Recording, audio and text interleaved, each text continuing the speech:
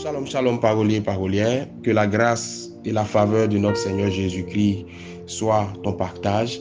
Je prie que cette journée soit une journée de grâce, une journée de bénédiction, une journée de faveur. Et qu'au thème de cette journée, tu aies un témoignage à rendre à la gloire de Dieu. Bienvenue à notre dévotion matinale. L'intitulé de cette dévotion sera « Apprends à rendre témoignage ». Toujours dans le livre de Jean, en son chapitre 9, versets 6 à 12, la Bible déclare ce qui suit. Après avoir dit cela, il cracha à terre et fit de la boue avec sa salive. Puis il appliqua cette boue sur les yeux de l'aveugle et lui dit, « Va et lave-toi au réservoir de Siloé, nom qui signifie envoyé. » Il y alla, se lava et s'en retourna voyant clair. Ses voisins et ceux qui auparavant l'avaient connu comme mendiant disaient, « N'est-ce pas là celui qui s'y tenait assis et qui mendiait ?» Les uns disaient, « C'est lui », tandis que d'autres disaient, « Non, mais il lui ressemble. » Et lui-même disait de lui, « C'est moi. » Il lui répondit donc, « Comment tes yeux ont-ils été ouverts ?» Il répondit, « L'homme qu'on appelle Jésus a fait de la boue. Il a oué mes yeux et m'a dit, « Va au réservoir de Siloé et lave-toi. » J'y suis allé, je me suis lavé et j'ai recouvré la vue. Il lui dit, « Où est cet homme ?» Il répondit, « Je ne sais. » Amen.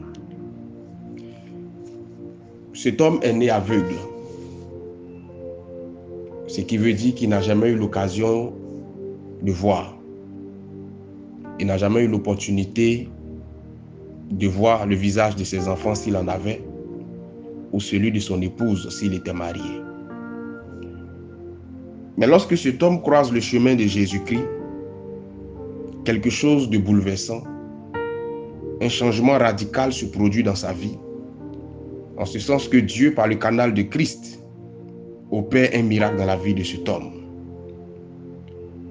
Ce miracle n'est pas resté silencieux, parce que cet homme a eu l'occasion de dire à ceux qui lui posaient des questions que c'était cet homme nommé Jésus qui avait été l'auteur de ce miracle dans sa vie.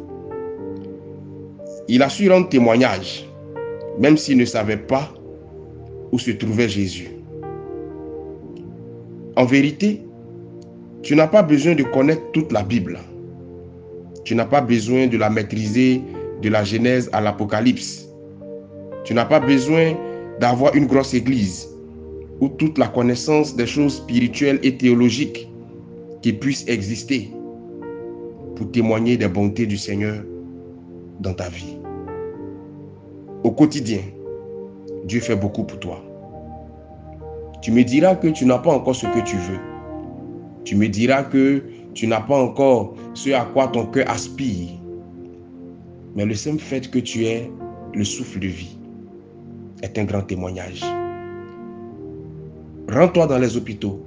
Tu verras des personnes qui prient pour être capables de marcher. Le simple fait que tu marches est un grand témoignage.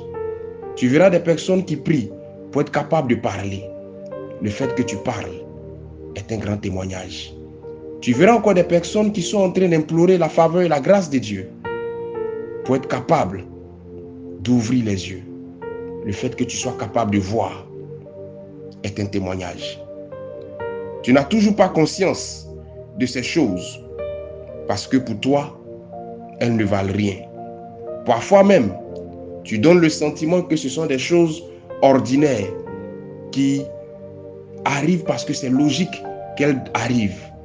Et pourtant, c'est une grâce, c'est un miracle que le Seigneur opère en ta faveur.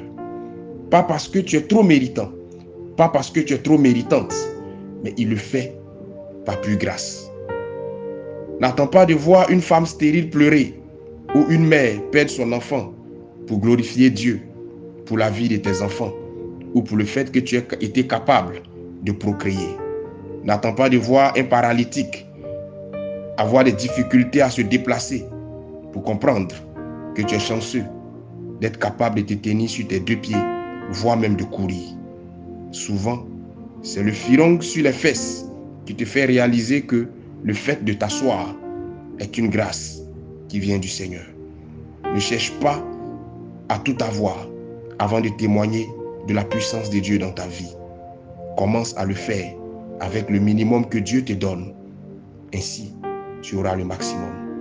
Je prie que le fait que tu n'aies pas obtenu ce que tu veux pour l'instant ne t'aveugle pas et ne t'empêche pas de glorifier Dieu pour le minimum qu'il t'accorde au quotidien. Que le Seigneur te donne la bonne compréhension des choses et que sa grâce soit sur toi. Shalom chez toi.